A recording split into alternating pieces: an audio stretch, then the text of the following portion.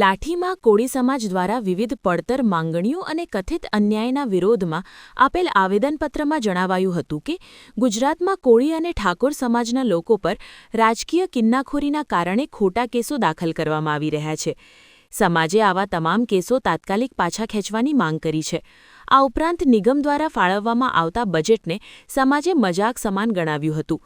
સમાજે વસ્તીના પ્રમાણમાં બજેટની ફાળવણી કરવાની સ્પષ્ટ માંગ કરી છે, જેથી સમાજનો યોગ્ય વિકાસ સુનિશ્ચિત થઈ શકે. સમસ્ત કોળી સમાજ ઠાકોર અને આંદોલનકારીઓ પર જે કેસ દાખલ થયા છે એ કેસ પાછા ખેંચવા માટે અને કોળી ઠાકોર વિકાસ નિગમની અંદર વસ્તીના આધારે સરકારશ્રી દ્વારા એનું બજેટ વધારે ફાળવાય એ મુદ્દા ઉપર આજે અમે લાઠીની અંદર આવેદનપત્ર આપવામાં આવ્યું છે. કોટડાની અંદર 105 લોકો ઉપર કેસ દાખલ થયા છે. લાઠીની અંદર 31 લોકો છે. વિંછિયાની અંદર 92 છે. જ્યારે માંગરોળની અંદર 5 લોકો અને 150નું ટોળું છે.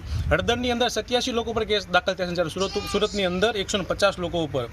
સરકારશ્રીને એક નિવેદન છે કે જો આપશ્રી દ્વારા પાટીદાર સમાજ અને ક્ષત્રિય સમાજના જો તમે કેસ પાછા ખેંચતા હો તો કોળી ઠાકોર સમાજના કેસ પાછા કેમ નથી ખેંચતા?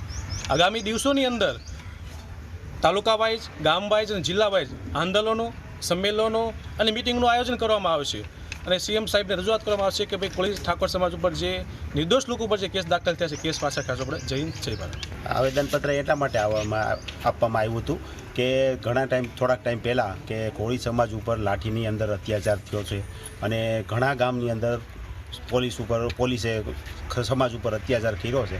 તો એ બાબતે કે બધાય સમાજના જો ક્ષત્રિય સમાજના પટેલ સમાજના કેસ પાછા ખેંચાતા હોય તો અમારા કોળી સમાજના કેસ પાછા ખેંચાય અને લાઠીનો કેસ ખાસ કરીને એમાં જે તે સમયે ગામે અમારી હારે હતું અને પાછો કેસ ખેંચાય તો વધારે સારું એમ.